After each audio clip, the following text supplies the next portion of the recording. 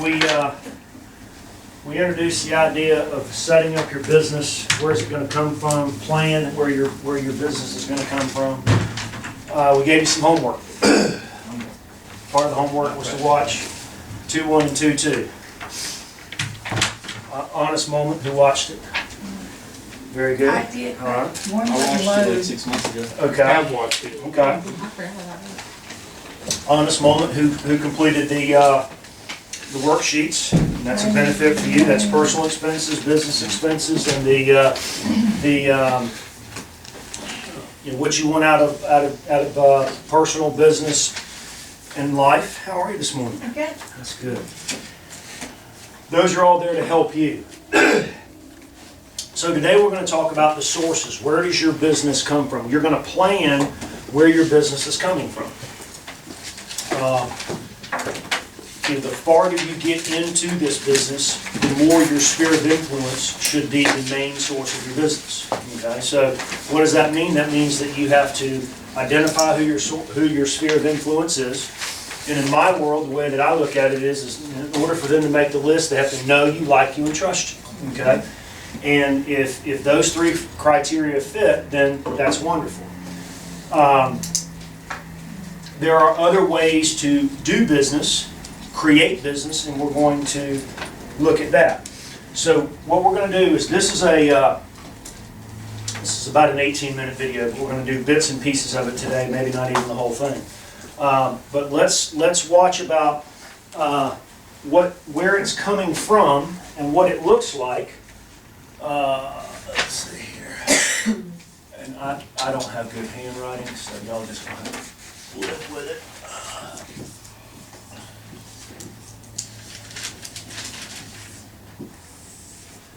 All right.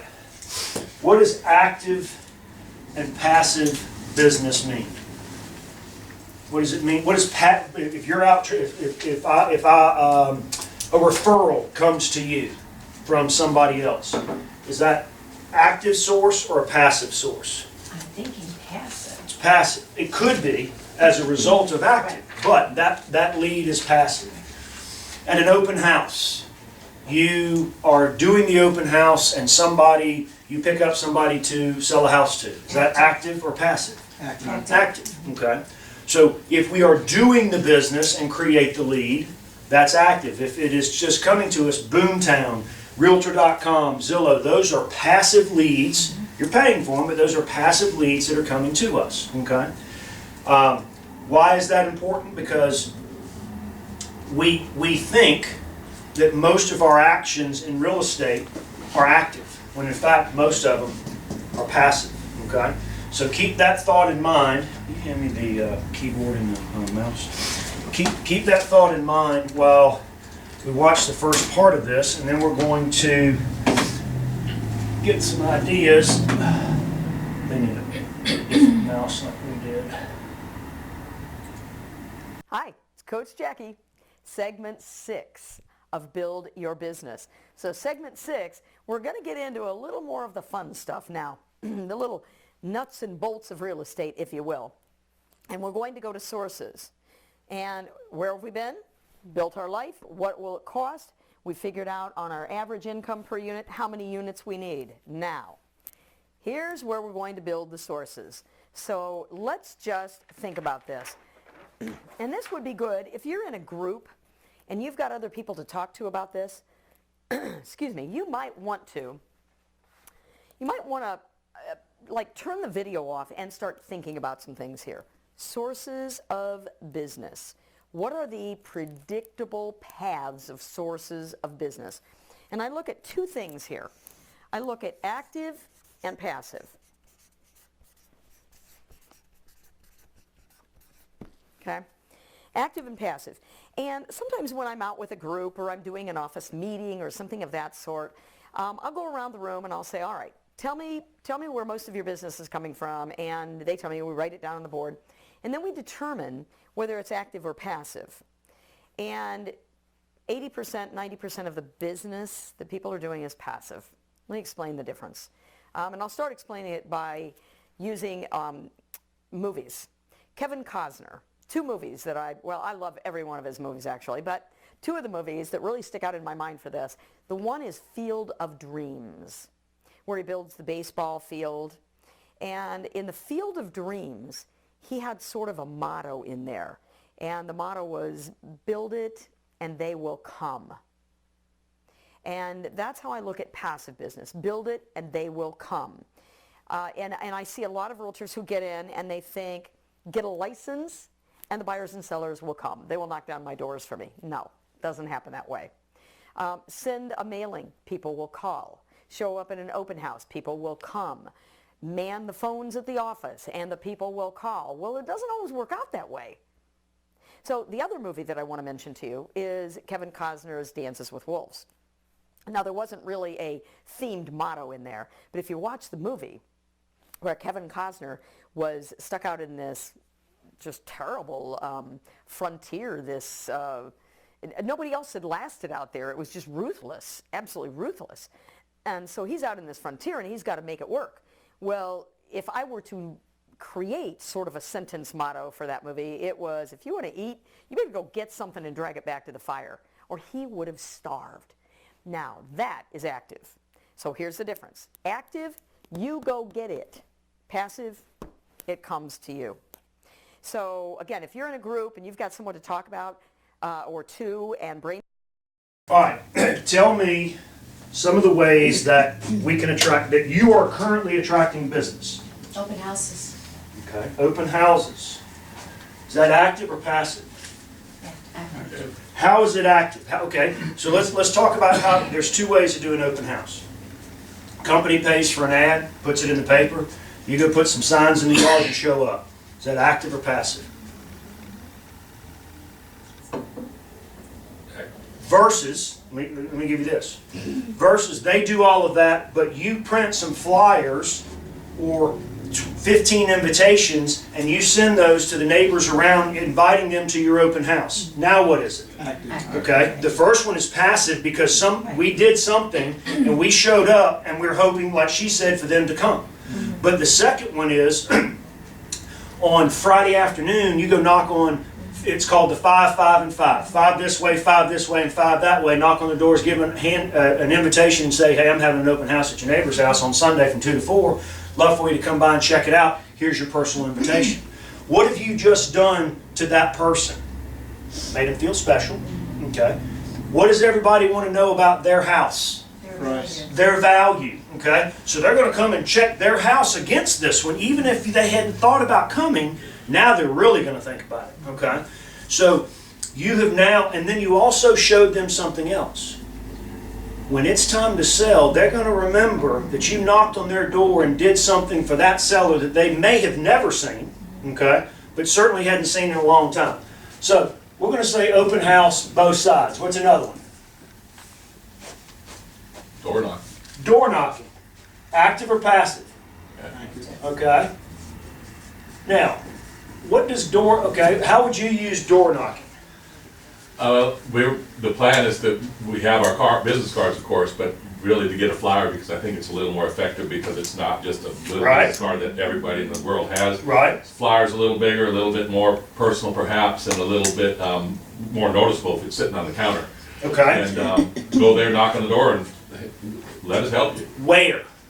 Where are you doing that? That door knocking? Off North Lagoon Drive. Okay, is that your neighborhood, your personal neighborhood? Is that a geographic farm? Is that an area that's just doing well and you want to go inside of it? My neighborhood and geographic. Okay, so you live there. We live. Okay. Phase 2. All right, so here's something interesting about your neighborhood. You're brand new. You can be the expert in your neighborhood today because you can go to MLS and you can get the statistics of how many homes sold there last year, what the list price to sale price ratio was, what the days on market were, how many, how many realtors sold in your neighborhood, and you can walk up and take Steve's example, knock on the door and say, hey, I've got some information about our neighborhood. It's interesting because last year people were selling their houses in 72 days and getting about 98% of their list price. If you're ever thinking about selling, love for you to talk. I'd love to talk to you, and I live here. I'm the neighborhood expert. Bam! You've been doing it for 2 weeks, and you just showed somebody interesting facts about your neighborhood. Okay, so that's very much an active move. What's another one? Passing out business cards at the grocery store. Okay. Business cards, passing out. What's another form of sources of business? Say networking. Networking? Through, Okay. well, we could do it in restaurants or just through clubs that you're associated with. And Okay, so is that active or passive? That's active, because you're actually out working it. Okay?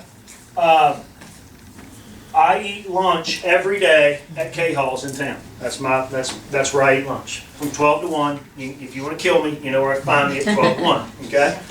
I've sold 7 houses from sitting in K-Hall's. The last one I sold was $856,000, both sides. Did it pay for K-Hall's? Damn right it did. And Okay? you still go there even though you already ate at the office? I still go there. I don't eat at the office. I eat at K-Hall's. Bam, that's where I go. So my point is networking in a place, if you're a member of Kiwanis or Rotary or church groups or whatever it is, be active in it. Okay? Now, some people say, well, God, there's realtors all, I'll use church. In church, there's 500 realtors in every church. Okay? Well, how do you stand out different? How do you need to come up with an active way to be different, but also somewhat subtle in an organization that's not really talking about business, they're talking about religion. Okay? But you could do it in an active manner. All right? What's another source of business? Internet lead. Internet lead, okay. So is that active or passive? Passive. Passive. All right, what do we have in this company that provides internet leads? Boomtown, what else? Realtor.com, Zillow, I'm just saying in real estate. These are, okay, those are all lead generators. Some you pay for, some you don't, but this is truly, okay, world, here I am, come see me. I'm not doing anything other than paying for that opportunity for you to come and talk to me, okay? Now, today, part of what we're doing is trying to also introduce the ideas of the things that the company currently has. We're going to talk to you about Dot Loop. Today we're going to talk to you about Boomtown. Mark's going to talk to you about 5 or 10 minutes of Boomtown.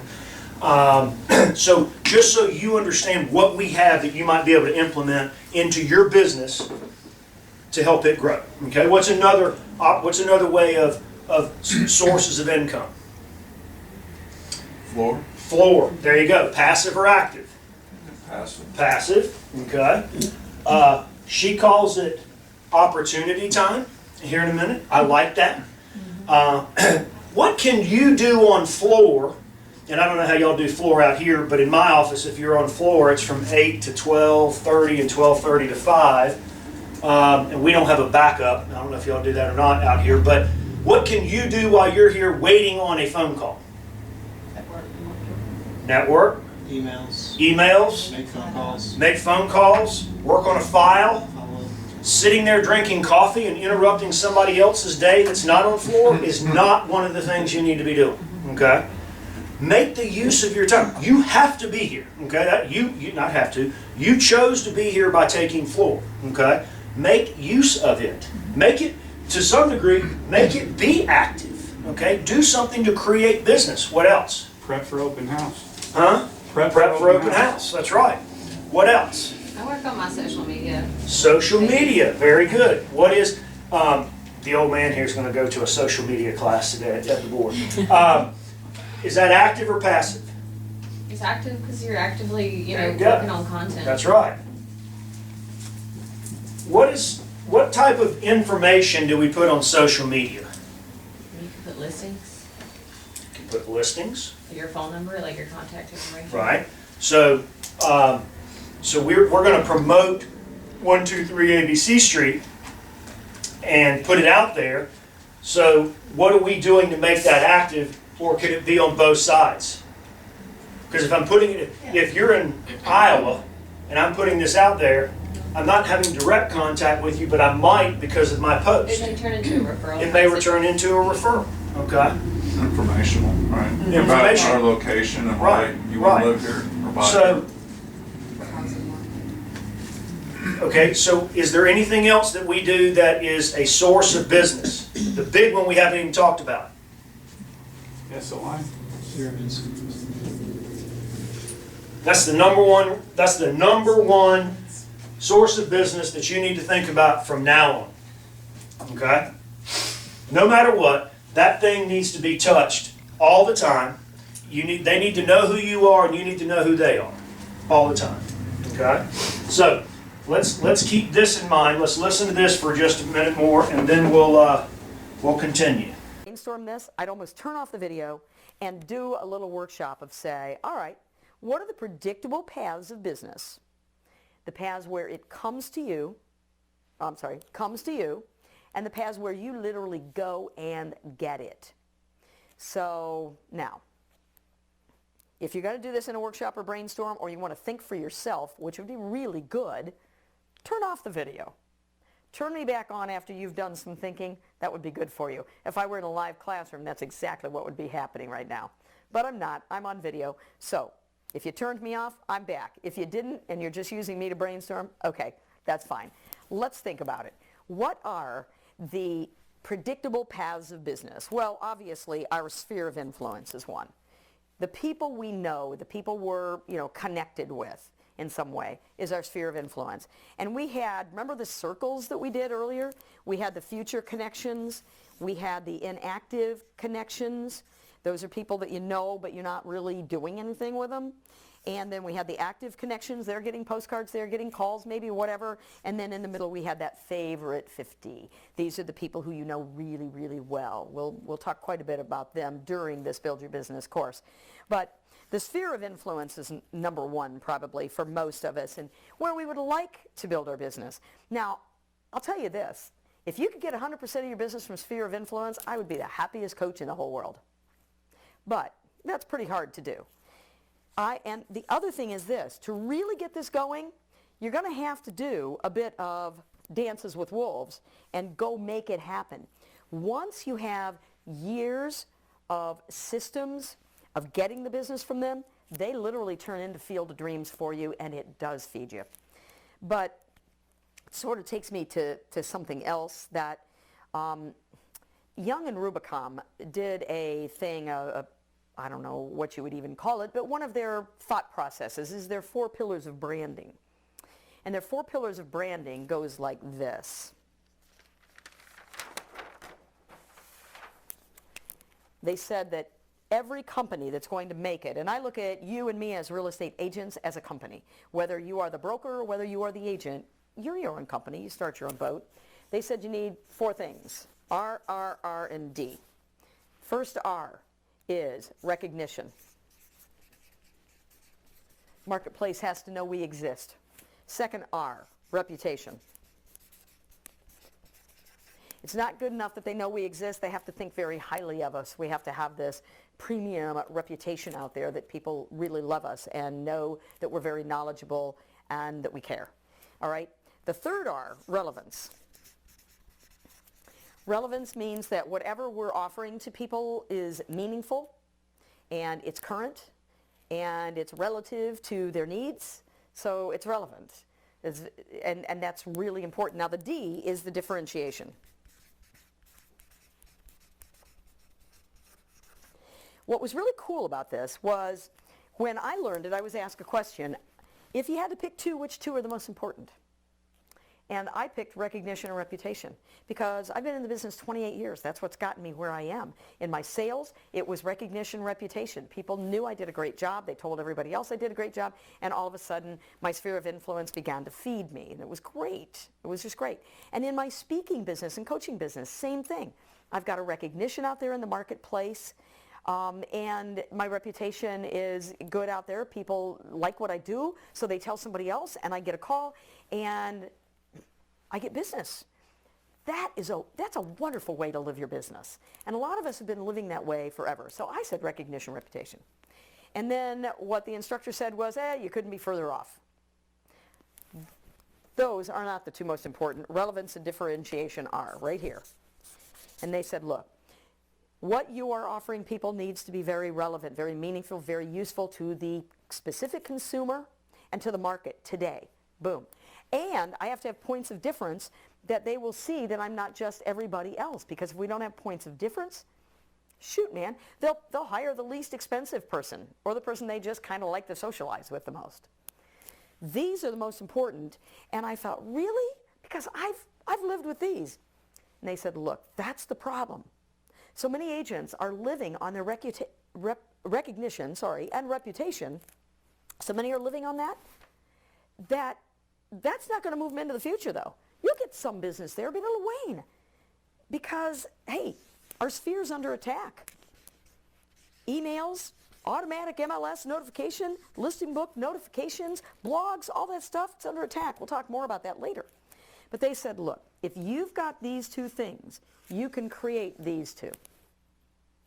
But these two, sitting back and resting on your laurels with these two is never going to create this.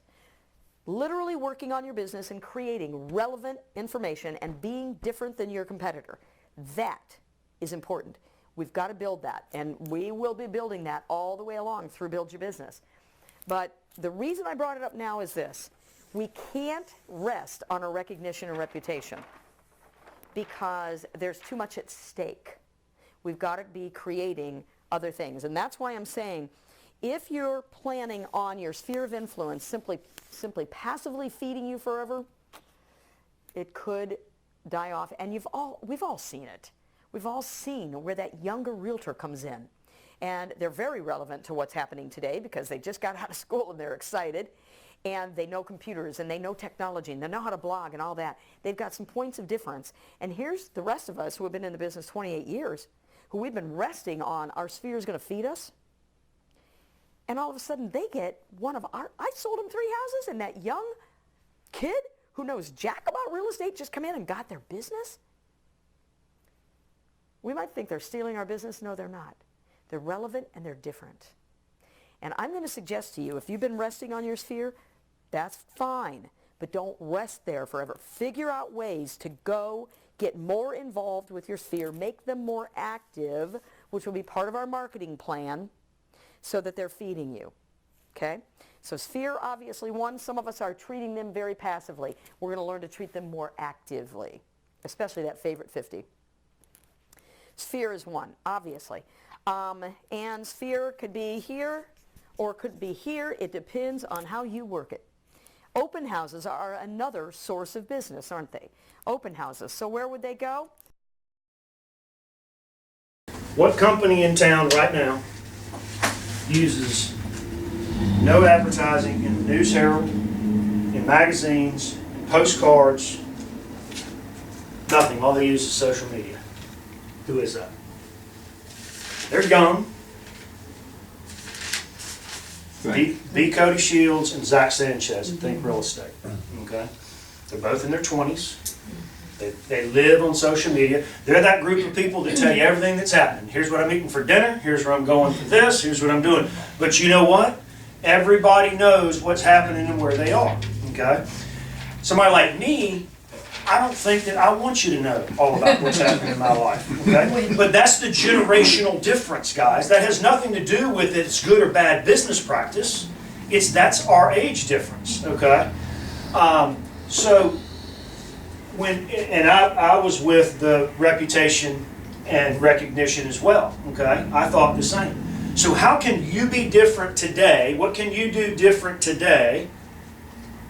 Do you think the example that we had of open houses, of doing an invitation, that's different than just putting a sign in the yard? I find that so many people don't want to do open houses, and I do at least an open house a week, no matter what. Wow. And I've had great success with them. Okay. All I don't right. know, a lot of people don't like them. Okay. But what do you do to make them successful? Oh, you would not believe how many front porches I sit on. Okay. No, I'm serious. I walk around, I can drive down a road and I have the neighbors all waving at me. I get out there and I talk with them. The best one was the couple, it was all over their fish mailbox that they put up. And I waved at him as he was putting it up, and then I walked by and he was sitting on the front porch exhausted.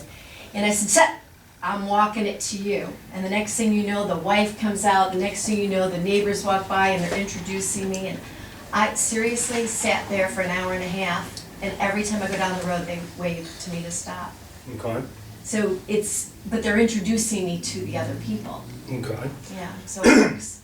What if you took your sphere of influence What if you went out to the Grand and rented an entire movie theater for an opening show and invited your entire sphere of influence to come?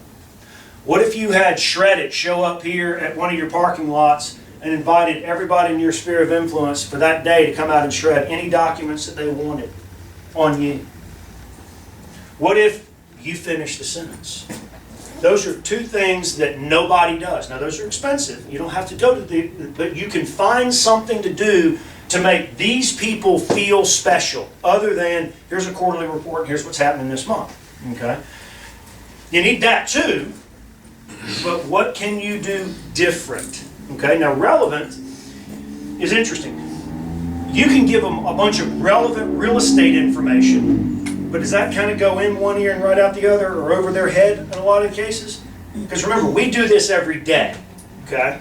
So interest rates rising a quarter or lowering a 0.5% really is a good thing, but are they really concerned about that unless they're in the buying market or refinance market, okay?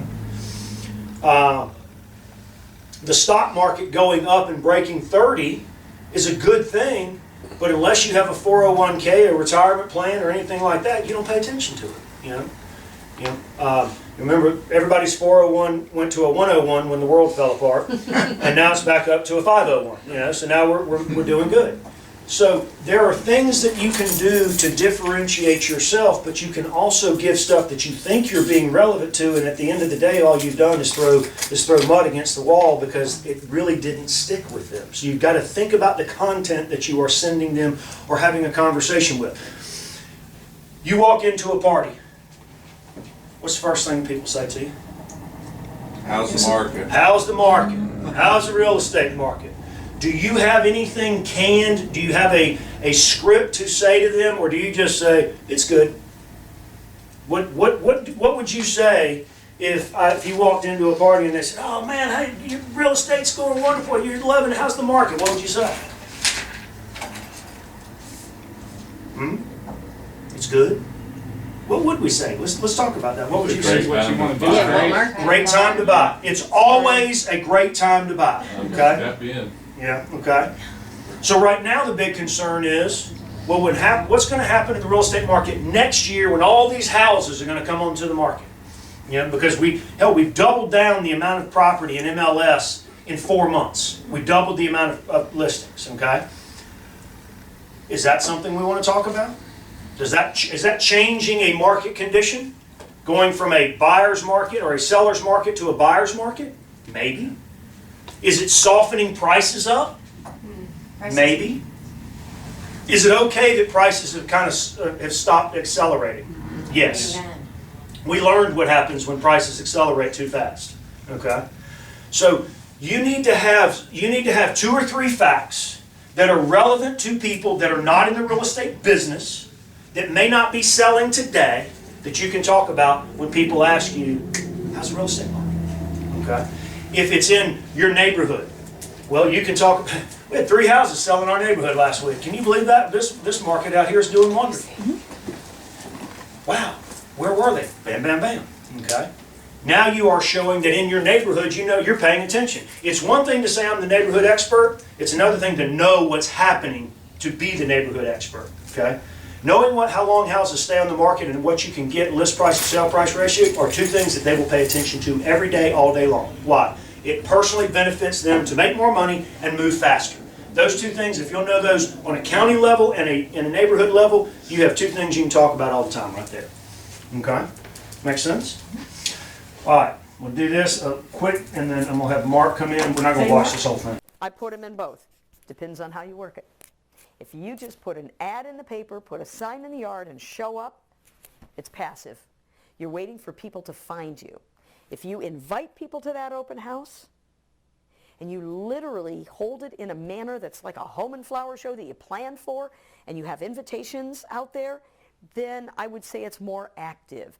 And great scripts to capture the people and get listing appointments, which we'll work on all of that as well. What's another source? Well, we could have a Geographic Farm. If we have a Geographic Farm, could that be active or passive? Yes, it could. If all you do is send mailings and hope people call you, it's a passive thing. But if you go out and you actually door knock and you actually have events in that geographic area where people get to know you and you're offering services that they like, maybe it's a shredding party in the spring so that the people can shred their bills and stuff. Maybe it's an area garage sale that you've held and the proceeds go to charity or something, and that's active. So another source could be active, could be passive. Well, let's talk about the dreaded expireds. Expired listings. And I don't know, there aren't too many people who have actually a consistent system on expired listings, but what a great source. What a great source. Could it be active and passive? Yes, it could. Passively, we just send letters and we hope that people call. Again, hope is our strategy. Active, we're literally going out and maybe knocking on their doors and meeting the people, and we're getting much more involved. Or maybe we're even having a seminar on how to sell a home that should have sold but didn't. Well, how about the next dreaded one? FSBO. In fact, I don't like calling them FSBOs. I'm doing it just because you relate to it. But unrepresented sellers is the way I would prefer to refer to them. FSBOs have created their own brand. And every time we use the term FSBO or for sale by owner, we're pumping their brand, if you will. Could they be passive or active? Yes, they could. Depends on how we market to them again. So we've got our sphere of influence, open houses, geographic farms, expireds, for sale by owners. We've got web leads coming from our web presence. Not much doubt that that's on the passive side only. We've got door knocking. We've got seminars. Oh, door knocking, that's not passive. That goes over here. That is absolutely active. And I'll tell you, when I started in the business, I was in probably a year or so when my broker came back to all of us from a seminar and he said, we're going door knocking. And we all looked at him and went, yeah, right. He said, no kidding. And we're going to have pizza and beer afterwards. We said, oh, well, all right, we're listening now. And it was kind of fun. What he did was pulled every street in the farm area with the higher priced homes where we'd like to work. And he had the name of each street in a hat twice. So Far Avenue was in the hat twice, and Baird Avenue was in the hat twice, and Tanglewood was in the hat twice. And then he said, okay, well, your job is to pull a street. So I pulled Tanglewood. Well, the reason there were two of them was another agent pulled Tanglewood as well. And we went and knocked on doors and introduced ourselves. And there were two of us. She took one side of the street, I took the other side of the street, and after each home, we'd meet in the middle of the street and we'd celebrate or commiserate, whichever one was deemed necessary after the door knocking experience. And actually it was really fun. It was really fun. I mean, I'll never forget. I was scripted and I was like, hi, I'm Jackie with such and such a company, and look, I am here simply to introduce myself, tell you that I really care about this geographic location and the prices in this location and the real estate in this location, and that if you have any questions whatsoever about real estate, I'd love to be your go-to source. And that was my script. It was easy. It was very easy. Okay. FSBOs. Who in here has ever went and knocked on a door of a FSBO? What happened? They sold it 2 days later. What happened? Nothing. I mean, we followed up a couple times and they sold it themselves. Okay, but nobody shot anybody, nobody sent anybody to jail, none of that, okay? And people are scared to go knock on doors. I don't know what's wrong with it. So I sold a house 2 years ago that 15 years ago I've knocked on so many doors. And really, I'll drive you around and say, pick out a house and let's go knock on it. And I've only been thrown off of property one time. This dude, I mean, it was a tirade laced 4-letter words, get off my property. So as we were at the closing table, I said, do you remember a few years ago, it was about 10, 12, 15 years ago, some person came to your door and knocked on it and you threw them out there? He said, kind of, but not really. I said, that was me. You're kidding me. I said, that's right. We're just doing business 15 years later. Okay? That's funny. But everything is for sale.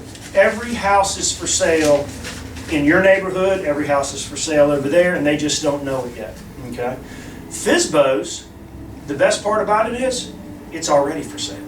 They've already in their mind said that they're moving. You don't have to convince anybody.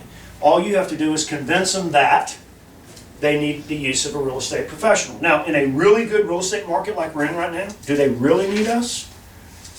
Not necessarily do they really need us to find the buyer. What they really need us for is to keep themselves out of hot water, okay, out of lawsuits.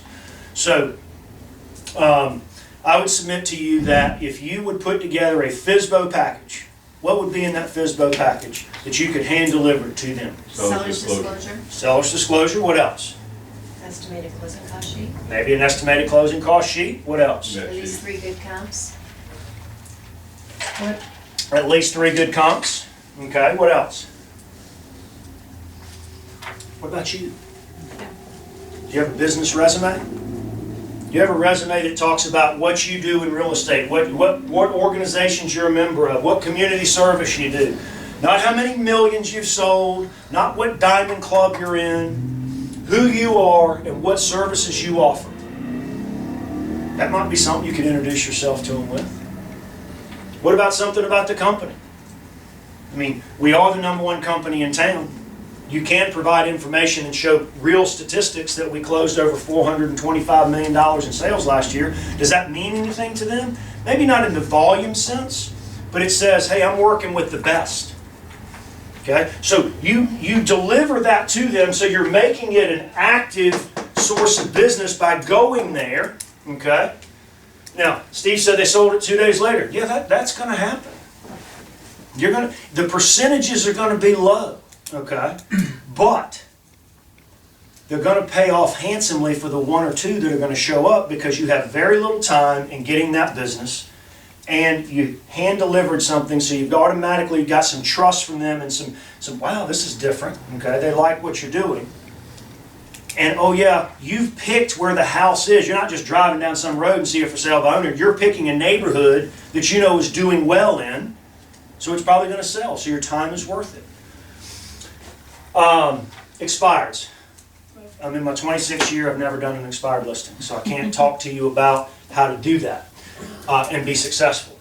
But what I do know is that when a property goes expired, there are people in this town that are vultures, and you'll get about 15 or 20 calls on your listing that day, that morning, okay?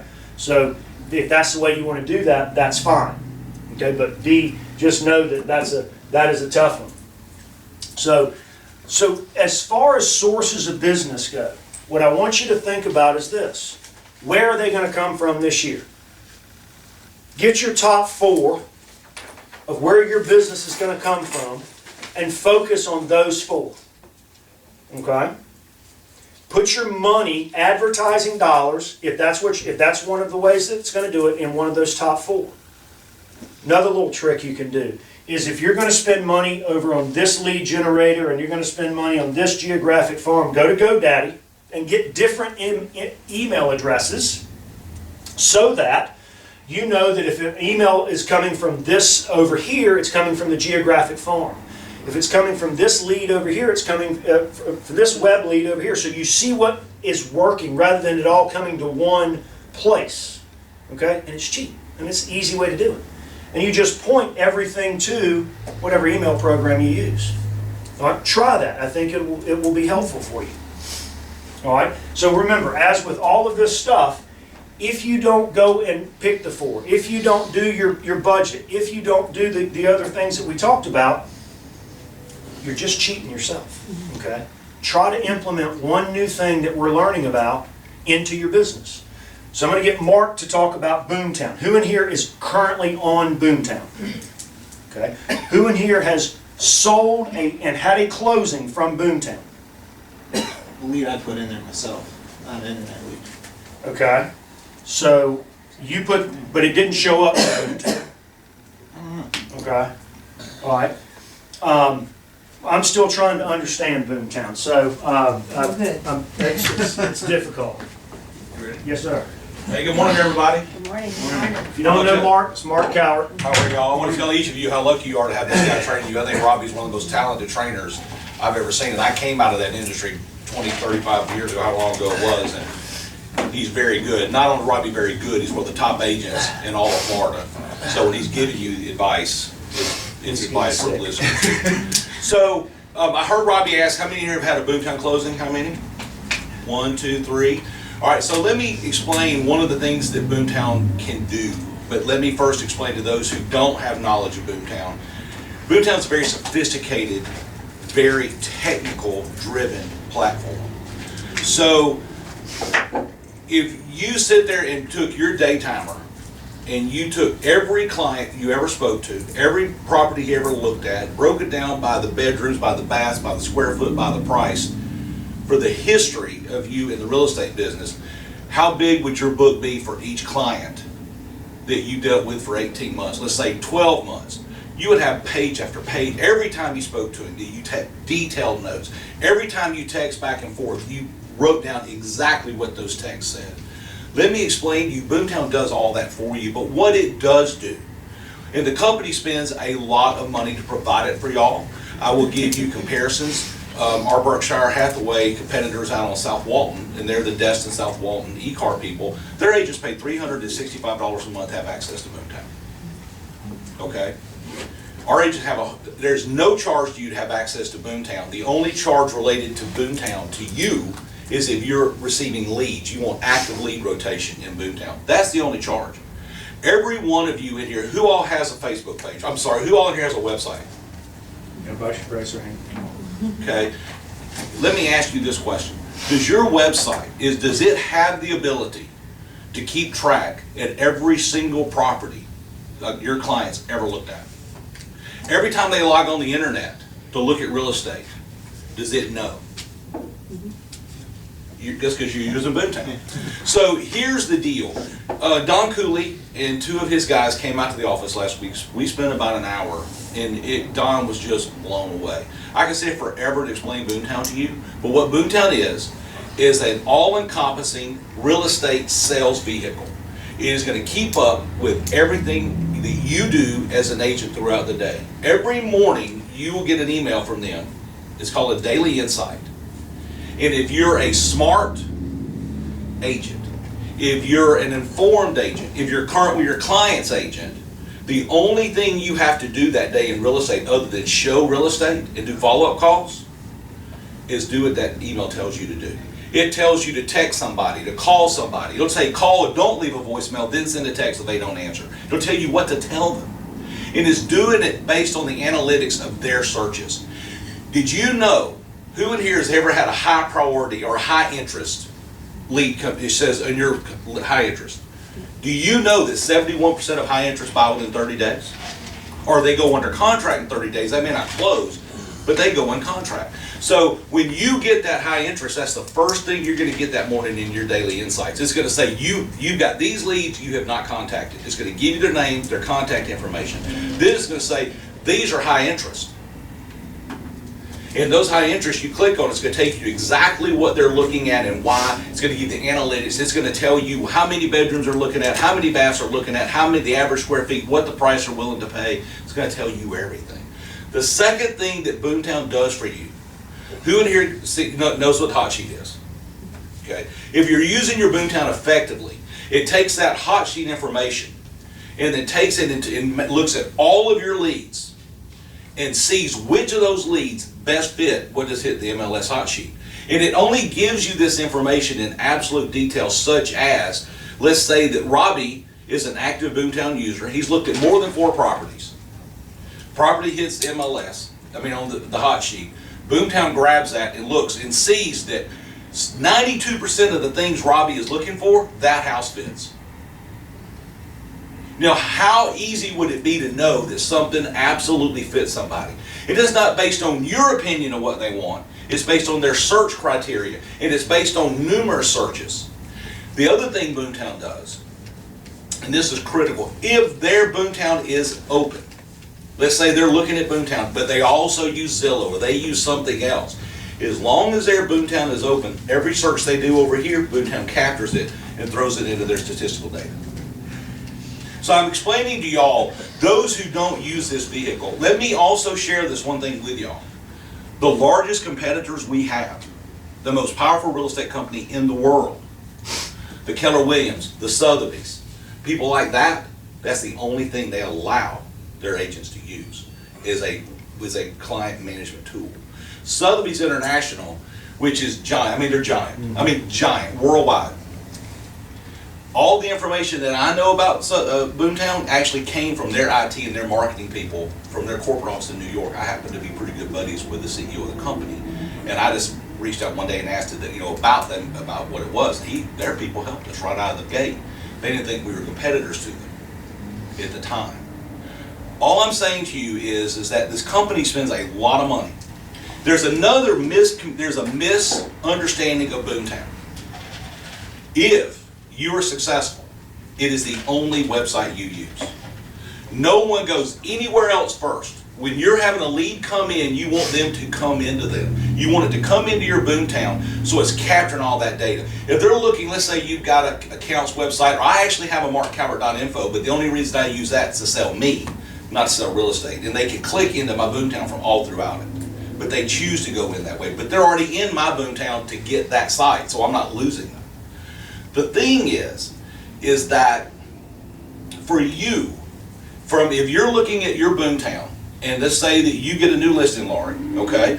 Boomtown now has a series of marketing tools, marketing platforms and programs that you simply click that marketing, go to a new listing, then it takes it and helps you build an ad that you put on your Facebook page to drive those leads back into Boomtown.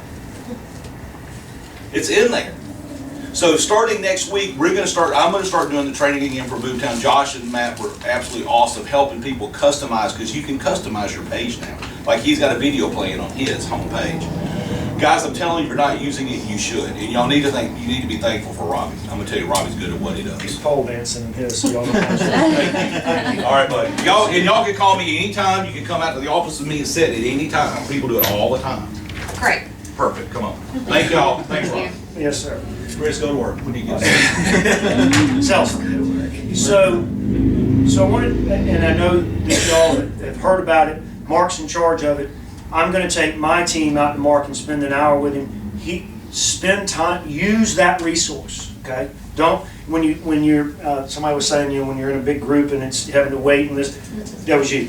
It's harder to understand, it's harder to get through. Go take a half hour, 45 minutes, an hour with him and spend that time to get the base function down. Last thing I want to talk to you about is geographic farming. What is geographic farming? Pick an area. Neighborhood. Okay. Where I want to live.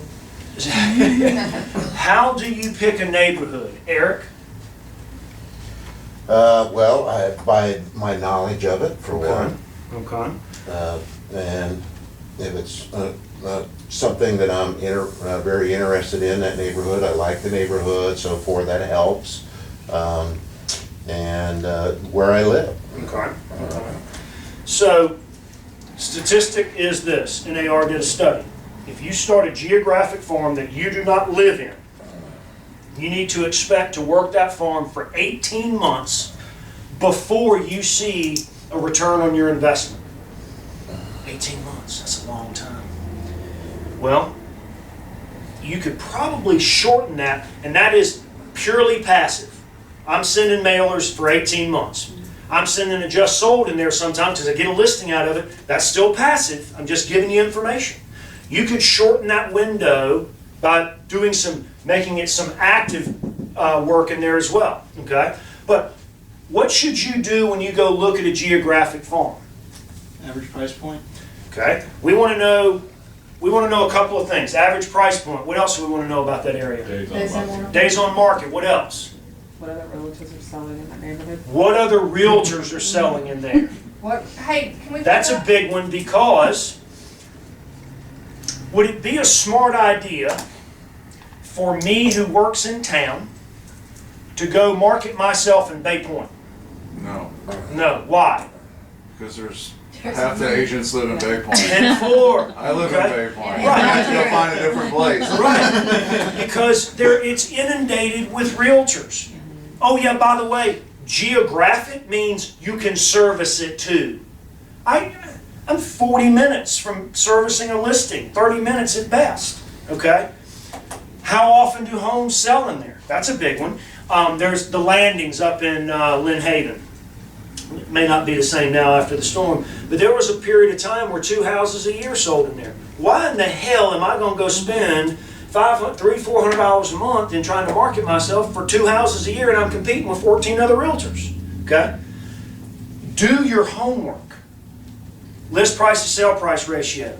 Days on market. What realtors are there? How many homes sold? And don't go back just 1 year. How do we find out where they live?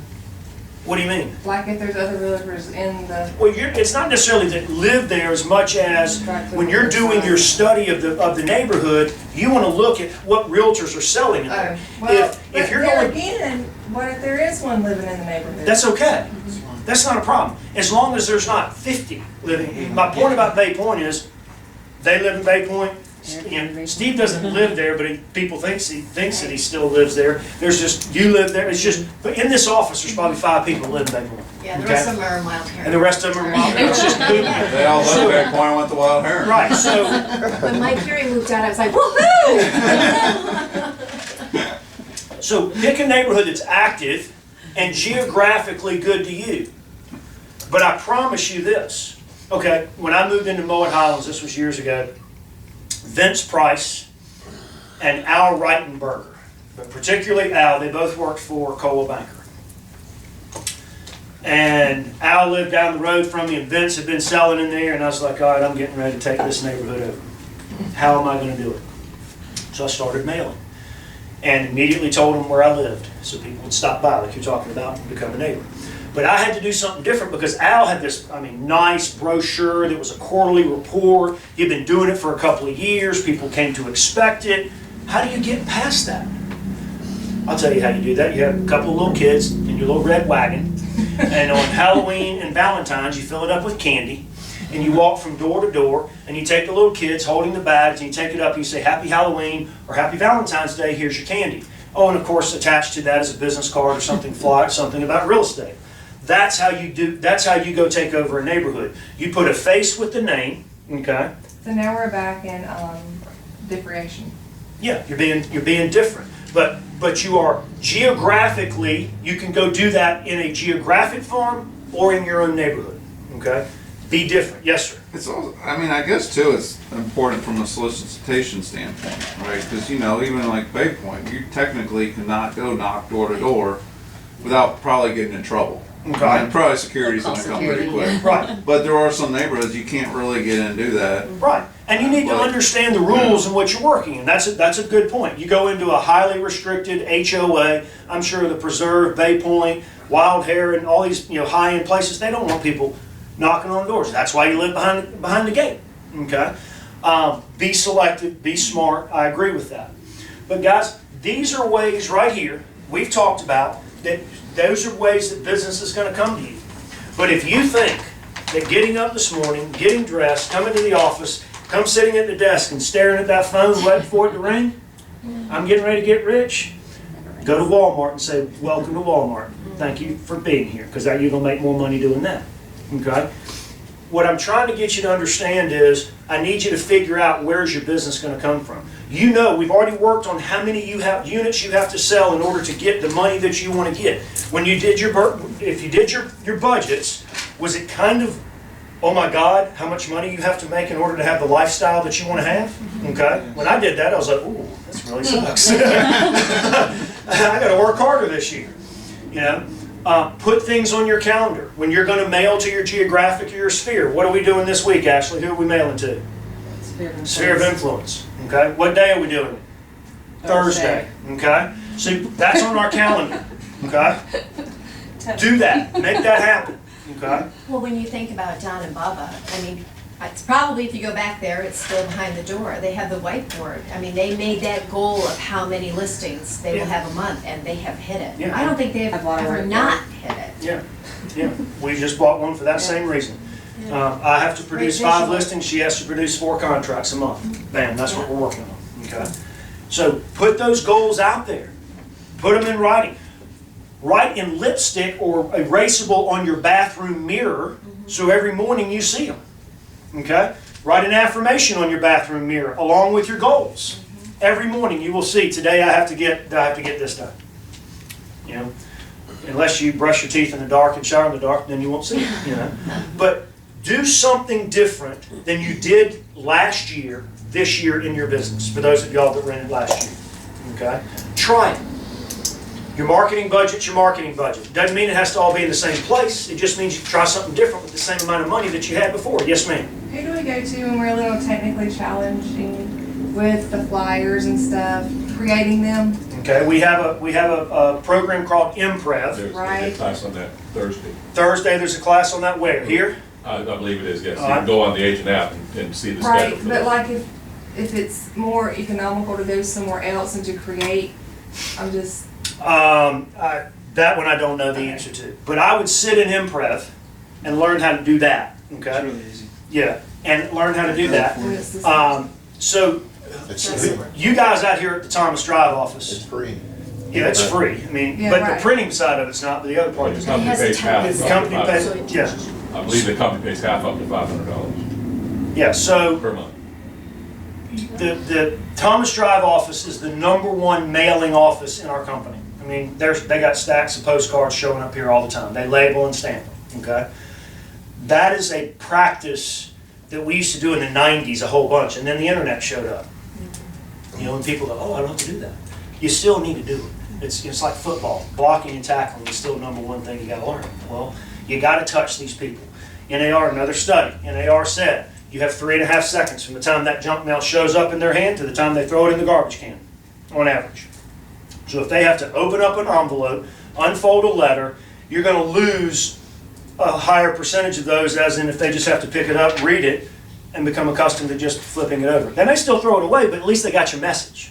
I actually had cramps in my hands from hand writing out all the addresses, and I even hand wrote out all of my return address. Wow. But I'm telling you, It guaranteed that every person opened up. In fact, I had somebody already through internet say, thank you so much for the card. There you go. Took more time, but because it was handwritten, they opened it. Different. Different. Okay. Put a gift card in for the whole thing. They feel it. Gift card inside. Okay, so Lisa, she's visiting her daughter, and I got agents with kids all over the place, and they're flying all over the country these days, and not staying here working with me. She's going to who has a Facebook business page? Okay, need one if you don't have one. She's going to send you some information on Facebook business page. Your homework between now and, okay, so real quick, there's been a lot of emails flying around, where's Robbie teaching next? Okay. Where's the CMA class? I had no idea. No idea where that came That from. was last year. That was last year's, that was me and Bubba. That's right, that's when that It was the was. same cadence, Yeah. and I looked it Yeah. up, I'm like, it was a That was- repeat. Yes, so, beginning February, the 2nd and 4th Tuesday, in this office, in this room, at 9 a.m. 2nd and 4th Tuesday of every month, it's already planned. We've already got we've got the next 3 months classroom schedule planned. See, Lisa was a teacher in her former life, so you know I got a list of things. And she's telling me what to do. I'm like, cool. All I got to do is show up and talk. I'm good with that. So 2nd and 4th Tuesday. In between that time, if you haven't finished your budget, do that. Know what it's costing you to run your business. Know what it's costing you to live your life if you haven't done that. You know. Some of your expenses are crossovers. Talk to your accountant about, is it a personal or a business expense? You know, if y'all are like me, you write off as much as you can all the time.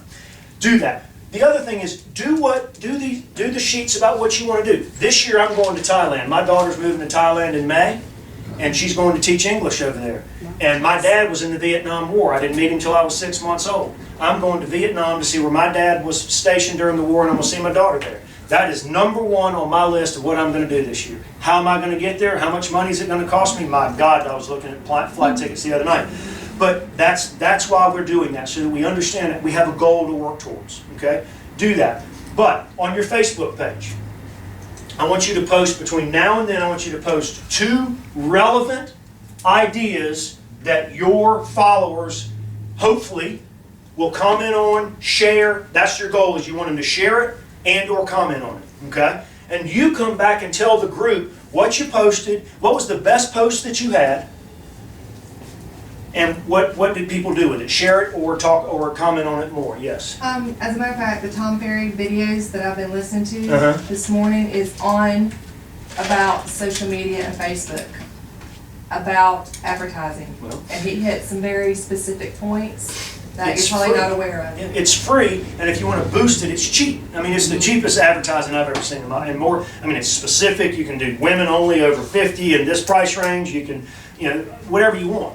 So do those things for yourself. Now, starting in February, we're going to start talking about contracts and marketing. Okay, so this is really this month was really to introduce the idea of how to set your business up. Okay, some of you have been doing it long enough that you have a different way of doing it. That's fine. But we're just going to we're trying to show you the things that Counts has. Okay, that's the first goal, is we've got all these things that we don't know about or don't know how to use. And then we're trying to tie in the practical teaching along with the tech tie-in that we have, Boomtown, things like that. So we're going to give you that pattern every time, okay? But my love is the contracts, and we'll start talking about that next week, next month. As always, I appreciate it. Do you have any questions or comments? No? Cool. Thank you for coming, guys. Appreciate it. When's is the C part that's doing it? The social media training? That's today at 12:30. 12:30. Yeah, I'm signed up for that. You can still make one? Yeah, you can just You show show up. up, okay. Or you Show could up. show up, 'cause there's always a no-show. I think And we we might go find in. last time I didn't have it, so there's. Oh, good. Okay. Okay. Oh, nice. As long as You going to? So we'll include you, because you're not in on the email. No, I haven't gotten it okay, yet. then you're not in on it. So I wrote it include, down, but. yeah, I'll include you, make sure that Lisa gets you on it. Great. Hey, give him the card if you want to be added. Thailand. Yeah, I'm going to Dubai next month, Sweet. because our daughter's there. Well, so my daughter has baby fever right now. She's 25. And, okay. And I said, what's going on, neighbor? Taiwanese You know, man. little baby. She said, oh, no. Oh, no. Friday. It's funny, it's good though that she's traveling. I mean, our little one just Excited. went in and went there for 2 Connie years is. for the president. Just 'cause Yeah, the work this this is time way to is let coming. them kind of You can. before they have. That's right, exactly. We started moving. Exactly, yes, ma'am. Moving our stuff in over We there. gotta go get I them. know her and Connie was what we did bingo. Yeah, let's do that. And Right after I this don't go class. bingo. And then, Tammy said that. Thank you, sir. Thank you. And I said, Eric, how those? Yeah, she goes, and then she said you go, Yeah. so we can go. Okay. It's probably But that's good 50-50 information between for you guys to and get to. girls. And they got good food there, like, 'cause it was a while, so you end up just like ordering. Drink prices are Yeah. reasonable, beer Yeah. is reasonable, unlike. Oh, remind us